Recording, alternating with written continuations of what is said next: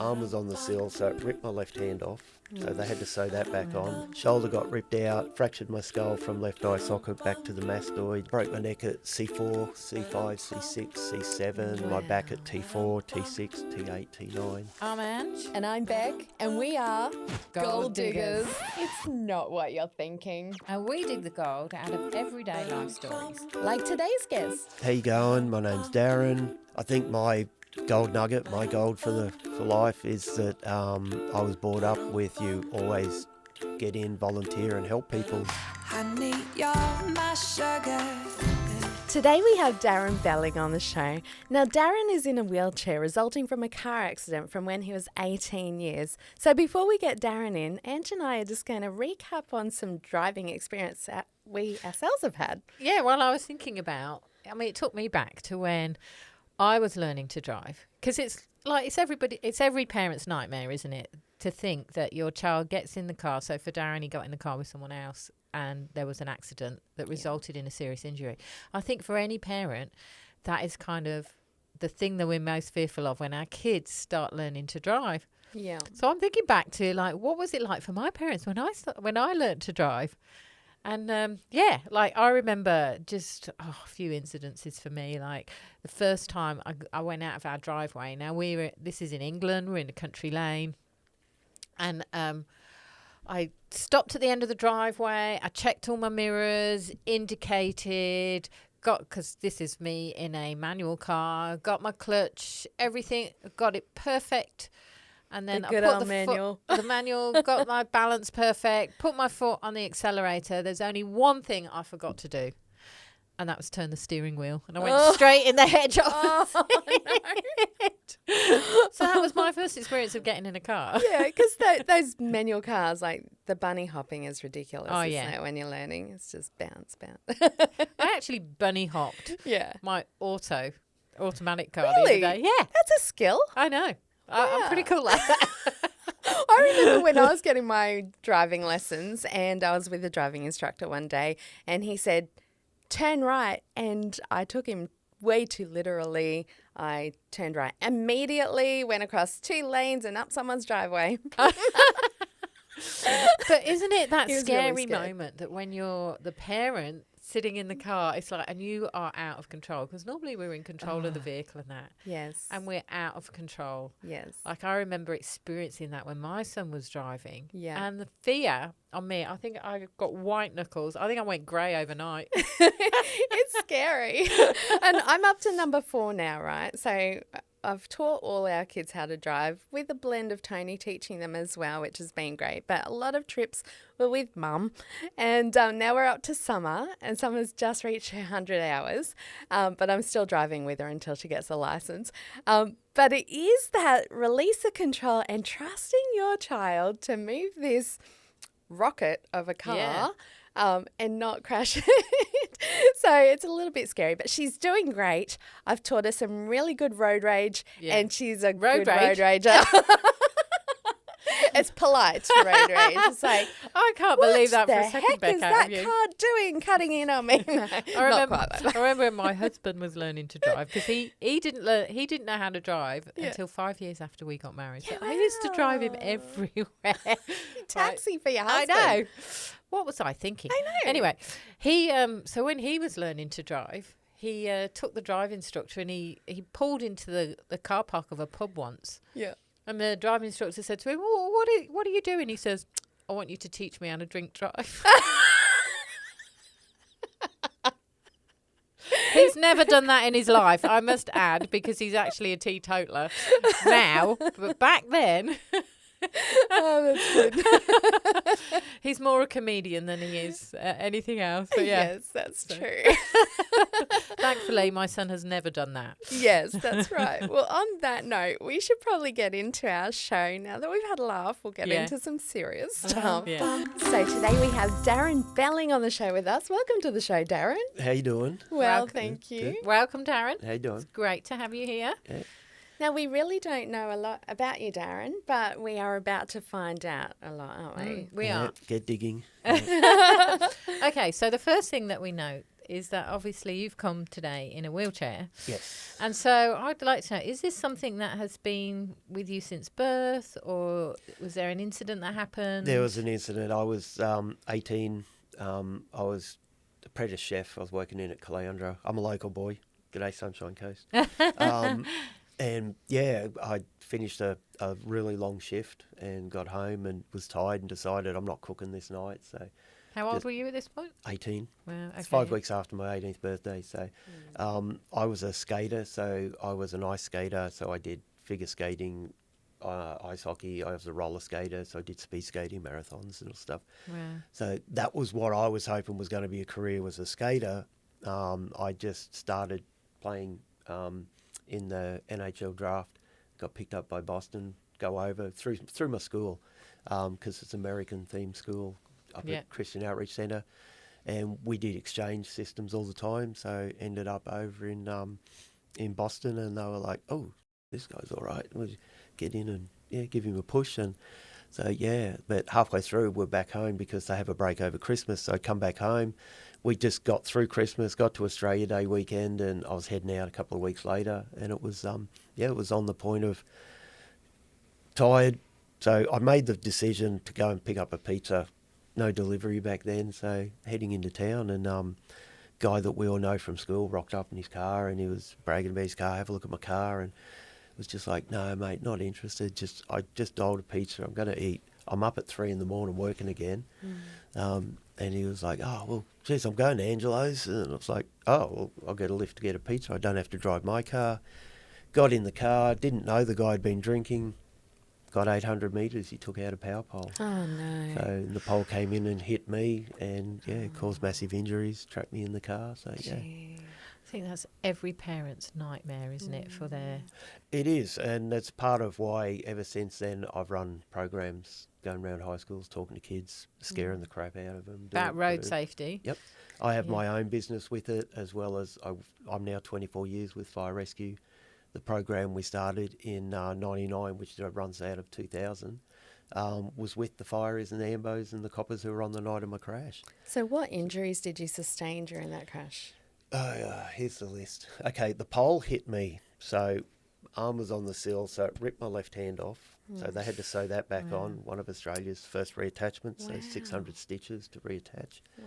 Shoulder got ripped out, fractured my skull from left eye socket back to the mastoid, shattered the mastoid on my skull, fractured the opposite mastoid, broke my neck at C4, C5, C6, C7, my back at T4, T6, T8, T9, broke every rib, punctured the right lung, cracked the sternum, bruised the heart. Wow. So, yeah. How are you numerous even cuts sitting here today? Well, I died in the car, then I died twice on the way to the hospital. So I've done a 5-minute, 6-minute and 11-minute. So, I had a full brain bleed. So that was enclosed, what they call a closed bleed, which is putting pressure on the brain. Do you recall anything from when you died? Yeah. I did a bit of triage in the car myself because I couldn't work out why I couldn't get the seatbelt unclipped and the hand wasn't there. So when I realised that, wrapped it up the T-shirt, looking for my hand. I was just waiting for someone to turn up. And, Wow. So the ambos, I remember yelling at a couple of ambos about, got any tin foil in the car? And they go, well, dude, you've been in a crash. And I'm like, no. Yeah. Have you got tin foil in the car? And I'd done Navy stuff for 3 years. So the Navy triage, battle triage was tin foil on any open wound, stops the nerves from dying. Don't put a torno on, just pack it. That way, if they reattach, they can reattach, keeps the nerves alive. Wow. So, yeah. So that's what they did, and that's why your hands were working? I think that's the only reason I've still got my hand working. So how long were you in hospital for, recovering? Yeah, well, this was funny because they told me I've got a life expectancy of 3 years and I'll never leave intensive care because I was too badly banged up. And this was while I was in the coma. I remember everything in my coma. My cousins visiting, my uncles visiting, doctors talking to mum. That's So interesting. I was wide awake, trying like buggery to scream myself and let people know I'm all right. But you just can't move. You just hear everything going on around you. So I remember them talking. So when I come out of my coma, I was fully aware that I've done my back. I can't walk. I'm not going to skate again. And I was all of that time sitting there thinking, well, I got mates in chairs who broke their necks a few years earlier, so we always carted them around and dragged them around camping and stuff. So I had a little bit of awareness. And I was like, geez, I wonder what sport's out there. I know I can't skate, but what can I do? Without even thinking about wheelchair basketball or any of that. Basketball and tennis was probably the main things that everyone played at the time. And I was like, I have no idea what I'm going to do. So it was pretty much the first thing I said when I come out of the coma, and the doctors were like, oh, dude, how are you? And I said, good, man, good. I know I can't walk anymore, but what sports are out there? And Vernon Hill, his name, lives in Karoi. Vern was just straight away going, he'll be right. Yeah. And then, but he said, you've got 3-year expectancy. Your body just took an impact. It's just not going to survive. And 12 weeks after I come out of my coma, I was already playing basketball with Queensland team. So Wow. seriously stubborn. I had a full TLSO, what they call a turtle shell on. I had a halo drilled into the skull on a full steel bracket. I had another halo on this hand wrapped to stop me using the wrist till the tendons had flexed. That's the hand that came up. That Yep, came off. Yeah. Yep, and I was still pushing out on the court. Nothing was going to hold you Yeah. down, was it? Back then, no anti-tips. You know how the chairs are designed now where they've got those wheels on the back where the kids, they stop Oh, tipping yeah. and all that? We never had that. If I leaned back, the chair went over. The first game I played, I remember pushing down the floor, got halfway and went, oh, God, they're all coming back. So I turned around and I turned too quick. And because I can't move my neck, I turned around and I leaned back too far. Straight out on the back. So I was like a turtle on his back. Yeah, I was. So take us stuffed. back to the day of your accident. Yep. Some people can often say that they have this sense that something's going to happen to them. Was there any indication for you that? No. No, it was Just do just that split second moment. My ADHD and my Asperger's is I'm super spontaneous, so I don't think of consequence. I just go and do it. Yeah. The first time I did a base jump was just, oh yeah, shit, you're in a wheelchair. No, I don't think of that. It was just like, oh, this is going to be great. So, because, I grew up with Kapooka Army Base. I'm a Wagga boy, so I grew up Kapooka on one side of town. So Scouts was awesome because you use the Army Base. Yeah. Air Force Base, we lived out at Gumley, so that's just outside Forest Hill where the Air Force Base is. So I was 10 when I first got in a plane. I was 12 when I got my pilot's license. Yeah. Right. Because it's just what you do. Scouts pushed you to do something different. I get the feeling that your ADHD actually helped your recovery because you weren't going to sit still. Definitely, yeah. I don't like sitting still, so I go to bed about 4 in the morning and I get up again at 6. I don't sleep longer, so just body won't let me. Wow. So what happened to the driver of the vehicle? Not a scratch. So Wow. Really? yeah, he was .22. So when you're that drunk, you just go with everything that's going on. Yeah. I remember him walking around the car.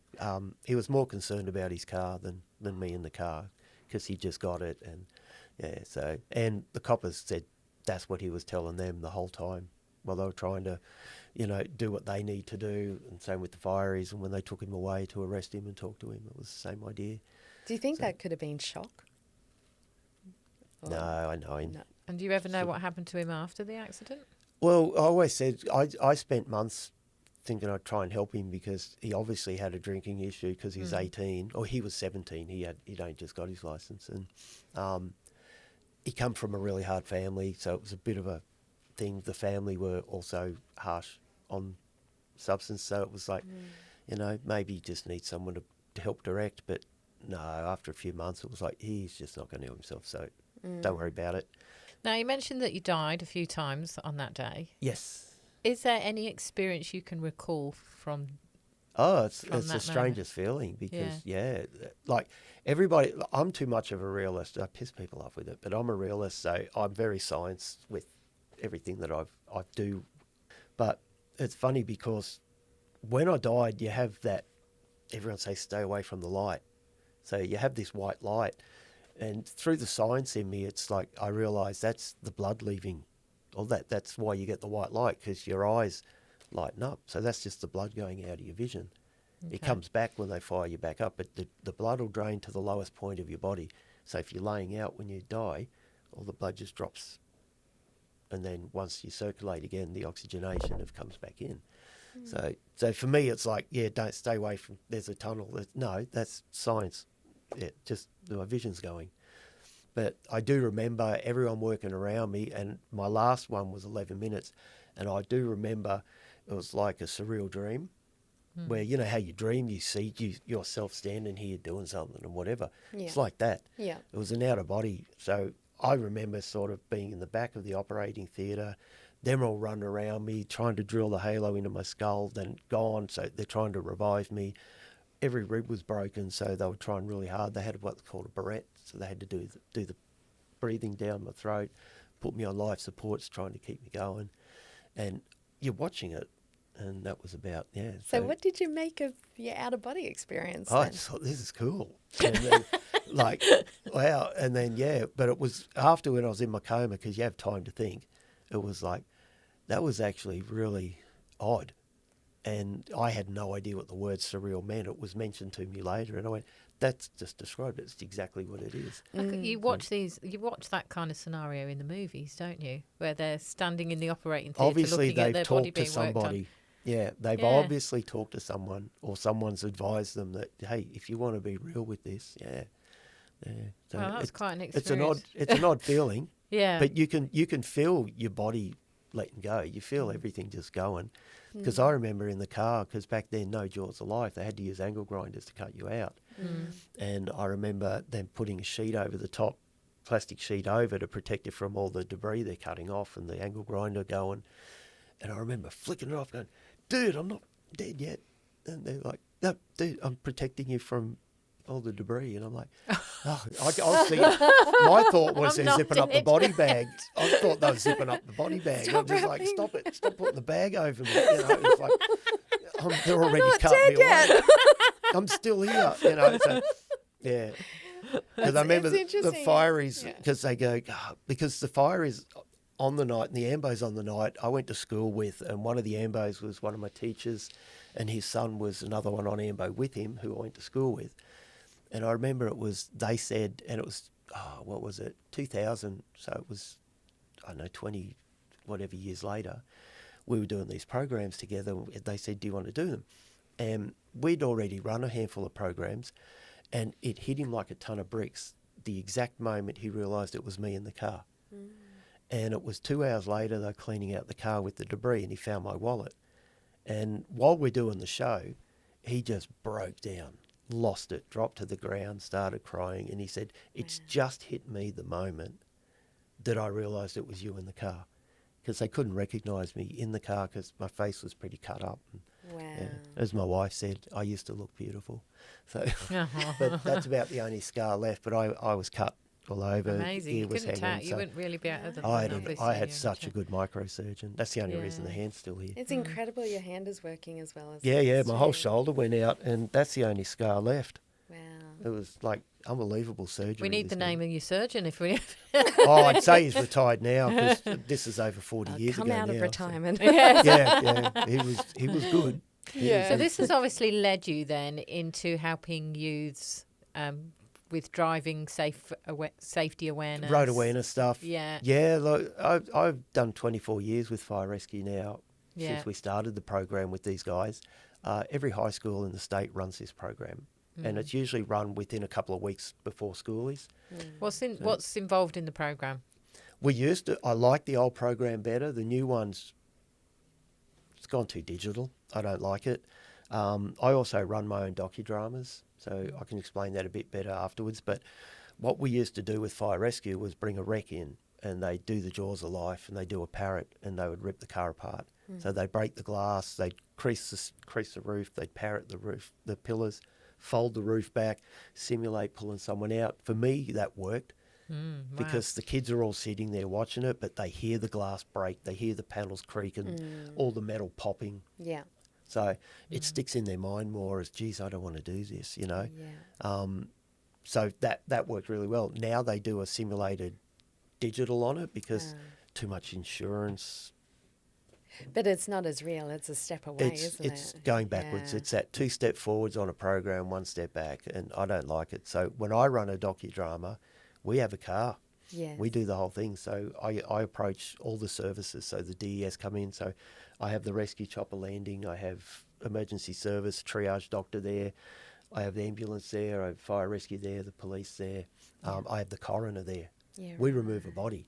Wow. So I'm very graphic with what I do. I've got a mate who's lost both legs up high, and I have him simulate a push dash. So when he's crushed, sometimes they have to take your legs off in the car, sometimes they're able to take it off. But if you're trapped over an hour, when the pressure comes off your legs, it can kill you instantly because the toxins just go whoosh Yeah. in half a second, bang, it's in your body, Yeah. and it can kill you. So, and We a lot of actually them, interviewed a crash forensic unit guy. was that Churchy? Gary Church? No, No? Okay. No, no, not it Gary. wasn't. No, because he was the Can't head remember of his the... name. Yeah, he was in charge of the unit here for a long time, so he was part of the road trauma services where I was doing stuff as well. So Yeah. But it was program Carl, works that was really, it. really well. Yes, Carl? Carl. Okay. But he talked about the trauma of going to a crash when it was somebody that he knew. And you just can't get rid of those images. We've out lost a your couple head. of fireys to it where they've turned up and it's their own son. Oh, no. Yeah. Yep. And they've already gone. They're deceased. So, yeah. That's awful. So that's the hardest part So is how when you much- turn up and you see a car and they just go, ugh. But I've got other mates who are fireys turned up and they've realised that it's someone they know, it's a sister or something, and they've done what they need to do because, the training jumps in. So how important is road safety for young people? Obviously, they're new to They got no idea. driving. Yeah. From the age under 21, 17 to 21, we lose over 500 kids a year. So, Is that just in Queensland? no, that's across the country. Across the but country. that also stipulates that more than 7,000 hospitalised through car crash alone. So, Yeah, wow, that's a high statistic. I mentioned earlier that it's like every parent's nightmare, isn't it? And I well, remember when the coppers that I've done stuff with, some of their worst call-outs are people they know. The twins at Woombai, a mate of mine had to call that, and he's their neighbour. Yeah. how was that moment for your parents? Really hard. Look, my mum was 25 years later before she let fly on a guilt she was carrying since the night of my crash. My mum heard the crash because I wasn't far from the house. Like, I'd left where I lived at Dickey Beach, and the crash happened at the bottom of Maltman Road Hill, if you know where that is. William Street's got a crossover intersection there. That's now changed because of the crash. Wow.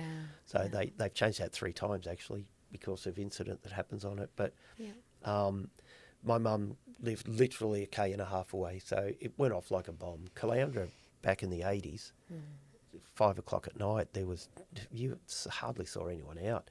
We as kids skated up and down the main street because there was zero traffic. Yeah. So it was quiet as. So when the car hit the pole, it went off like a bomb. Wow. So it was about And so 160 k's an hour, and hitting the pole 4 metres in the air launched the car. Wow. And it basically disintegrated the back half of the car.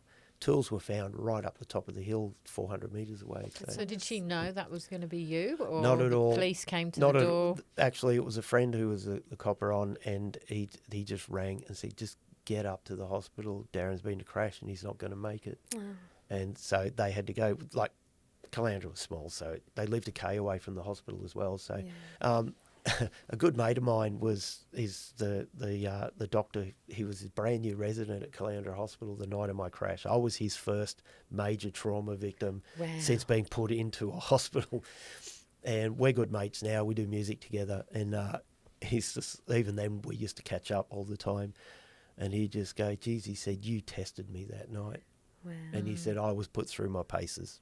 But they couldn't stabilise me, so I couldn't chopper it down to Brisbane. So it was an ambulance drive, 2.5 hours to get to the PA. Wow. It was the old Steve Irwin Road, the old Bruce Highway. So there was traffic to contend with. It was a crappy road at night. So You've certainly been through a lot, and then to go on and I guess you redoing accidents in front of the kids. Does that affect you at all? No, I think it's closure. Yeah. See, I don't know why.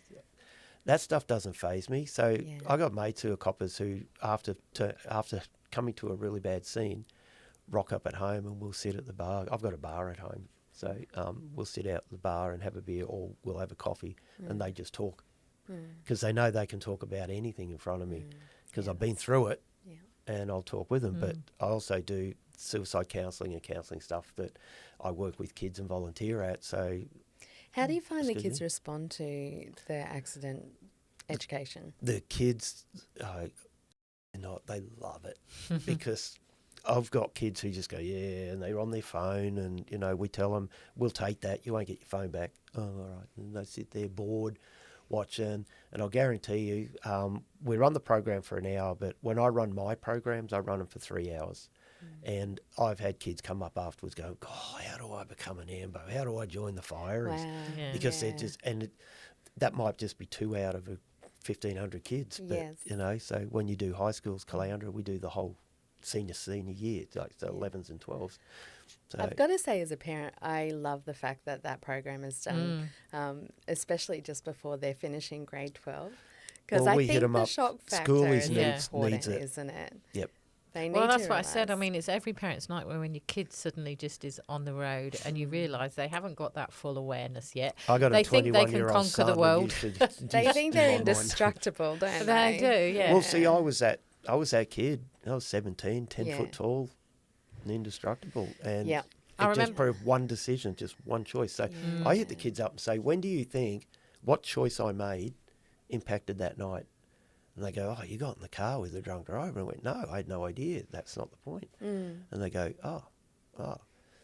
and they try and think. And I said, you know when that decision was made that actually snowballed to that event? And I went, no. And I said, when I got up that morning. And they went, really? And I said, I take ownership that I got in the car, but I was fatigued. I was tired. So I'd started at 3 a.m. I'd done my morning shift. Then I come back, I'd done my lunch shift. Then I come back, I did my afternoon shift. The next shift didn't turn up, so I finished the night shift out. So I worked 16 hours through.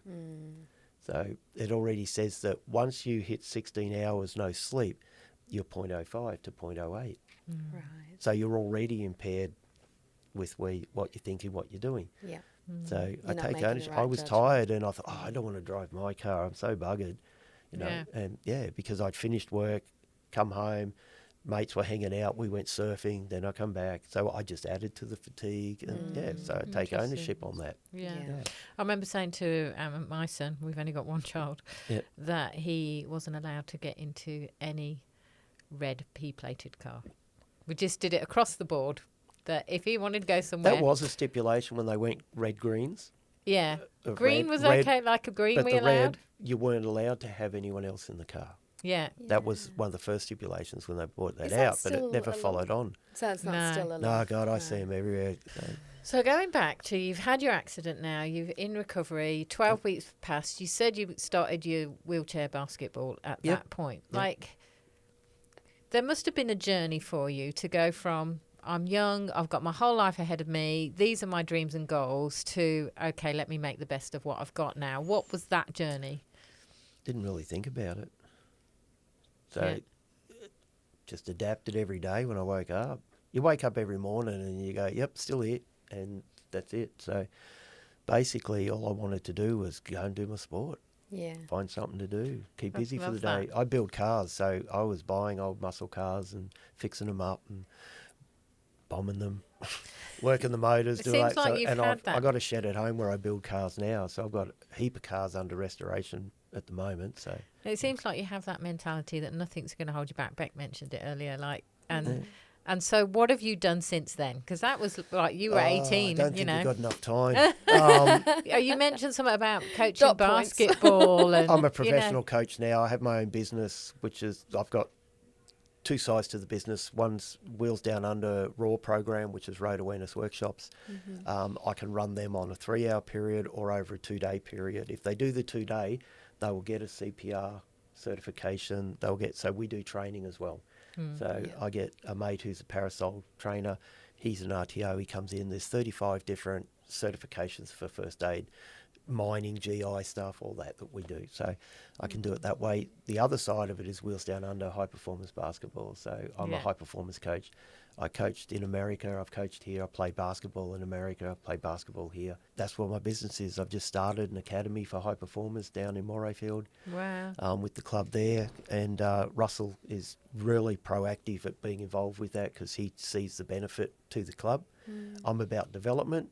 So I coach Aussie hoops as well, which is 5, 6, So is this 7-year-olds. normal basketball or people with disabilities? Yeah, wow. So I'm running all the Special Olympics in the North Moreton region as well. So we have them running stuff. So they're now part of our high performance camps we run every school holidays. So we run able-bodied kids, high performance kids up to NBL, all the way down to the intellectual disability guys coming in doing stuff, wheelchair doing stuff. Just started a brand new wheelchair part component with the club. So when we run these camps, I've still got 10 chairs at home. I just bring them along. So how did you get into that? Ring me. No, I know. how did you get Me? into that? Yeah. I've always done it. People are always asking questions. When I first got out of hospital, I was a teacher at Curramundi School. So I did the special school as well as grade 3s and preppies. So, So it seems like you're involved in a lot of things. That's obviously where the ADHD comes in, isn't it? You're able to... Yeah, I think it's been a benefit. Exactly. I think it has. As Yeah. Beck said earlier, and you strike me as somebody that doesn't take excuses, even from yourself. No, I've got 5-year-old kids at basketball. I go, can't do it. And I said, yeah, that's Rubbish. Yeah. the 5 Ps, buddy. And they go, what's the 5 Ps? Poor performance prevents piss poor effort. Similar. And the parents are going, And they go, what? And I go, think about it. And they're, oh. And I said, just have a go. I said, I've dropped the hoop to 8 foot for you already. Yeah. There's no reason you can't hit that. Yeah. So it sounds like you've impacted a lot of lives and you're encouraging and motivating a lot of people. I don't know. But I hope what so. would be the thing you would want to be known for in your life? I don't know. Have a nickname, have a chat. I figure there's what, 6 billion people in the world. I want to shake hands and learn about everyone. I'm that type of person. Yeah. You can tell I'm an introvert. So yes, you're very like, quiet. Yeah. Very withdrawn. We've had to really try and pull you out of yourself. I now fully understand why my teachers asked me to please step out of the class. I got that. I was thinking before, you would have been an interesting kid. Yeah. I like being mates with everyone. I like meeting people. I like learning about people. Yeah. My wife sits there when I ask questions. She goes, you can't ask that. And I go, why? Okay. And she goes, yeah, sorry. My wife's been a basketball widow for 35 years. We've been married for 35 years. And, yeah, she's a basketball widow. So she knew I was playing sport. So, but she's, just married into me not being around. I think any wife of a sportsman would probably say the same, doesn't it? It kind of gets all consuming. Well, I've just That's not me. My husband's not into sport, Yeah, so I'm quite lucky in that respect. My rep kids now, because I've just started coaching under 18s rep, I've hit them up with 3 words. And I say, here's 3 words. You explain these 3 words to me. And they go, okay. Dedication. And they go, okay. Commitment. And they go, okay, sacrifice. And every Paralympian, every Olympian knows those 3 words. So they're like, oh, dedication. I got to turn up. I got to do stuff. And I went, okay, yeah, that's one, And so they explain their version. Then I go, no, what it means is dedication. I'm dedicated to where I play, what I do at 100%. Everything I do is 100%. And I'm fully dedicated to do that. Commitment is that I will commit to what I put into my dedication, be it road, be it whatever it is, be it teaching kids how to play yidaki, anything, whatever it is, I'm committed to doing that. If I say I'm doing it and something comes up that's going to prevent me, I'll just go, no, I've committed to it. I've got to, I'll keep doing it till I finish it. Okay. Then you've got sacrifice. And I say, as an athlete, my sacrifice has been my wife, my son, my family, my friends, things that I do at home. Because my sacrifice is, my goal was to play for Australia, to play in America, to do what I do, play in Asia. I've played in Japan, Korea. I've helped coach New Caledonia, brought New Caledonia into Australia to play here, wheelchair ball. Peter O'Neill's rung me and said, can you please come to New Guinea and start a program? We have no disability sport here. I've got guys there interested in wheelchair NRL, which is one of the sports that started. And we drag him down here. When the hunters come in, they bring him down and Dave plays. It's just like, yeah. Amazing. So that's my sacrifice. And then accountability. Yeah. Well, I'm accountable to myself. No one else. I can't. The only attitude and behaviour you can change is your own. You can't change someone else's. That's right. But if you impact them by mentoring, talking, explaining how things go, what you do. So now we're time for gold. And this is where we say, like, there's just so much gold in your story. Told you wouldn't have time. Like, You I know. haven't got to spinners, you haven't got to QWRL, you haven't got to any of that stuff that I'm the founder of, ice hockey in Australia. You haven't got anywhere that. Wow. So it's, that's what I said. You haven't got enough time. Well, we haven't got enough time, unfortunately. Yeah. But the gold is that you are a high achiever and that you've not let anything stop you in life. And this could have completely, like, impacted your future at such a young age. Yeah. But I love the mentality that is like, I asked you the question. How did you journey from, like, you got a whole life ahead of you to, oh, yeah, I just did it. I just got up and did it. And that meant, like, to me, I'm like, I would be feeling very grief-stricken. I would be mortified. It would take me a long time emotionally to adjust. But you seem to be able to adapt and quickly adjust to circumstances in your life, which means you just don't let anything stop you. And you seem to adapt fast, though, from, pretty life-changing, altering moments in your life. And you adapt fast. But then you take people on that journey to, like, things that you've learned and the perspectives you have now, you're teaching that to others. I drag them in my wake, do I? No, I think what it is when my mind slows down to 100 miles an hour, Yeah, very well put. I find the avenue. You just find the other pathway. I mean, you're very high capacity. Well, the other thing I think works for you is your ADHD, obviously. And the fact that, like, Ange asked you, what would your legacy be? I love the fact that you haven't actually thought about it. Like, you're just doing life every day. You're just getting up and you're not thinking about, I'm going to make a difference or anything. You're just making a difference. And that's the best thing, is that you're just being you. You're making a difference by just being who you are, and that is the gold. And if I upset you, I apologise now, but tough. No. Too bad. They might understand me a little better now. I think we'll just keep going with our conversation here. Yeah. We'll be here for another half an hour because there's so Thanks much for more. joining us. Round There's two. so much more to find two. out about you, Darren. True. Oh, it's been a pleasure. Thanks for coming on our show, Darren. It's good. It's great. So I've watched a couple of your podcasts and I like where you go with it. It's really good. Yeah, I think more locals need to get understanding on. There's locals in local areas who do different things. There's an amazing story in every one of us. Thanks for listening to the Gold Diggers podcast. If you want to be a guest or you want to reach out, you can do so on our website, thegolddiggers.com.au. We also share behind-the-scenes footage and giveaways across our socials on TikTok, Instagram, YouTube and Facebook. We dig for gold every Wednesday, so subscribe and follow now so that you don't miss a story that could change your life. I need your my sugar. Boom, boom.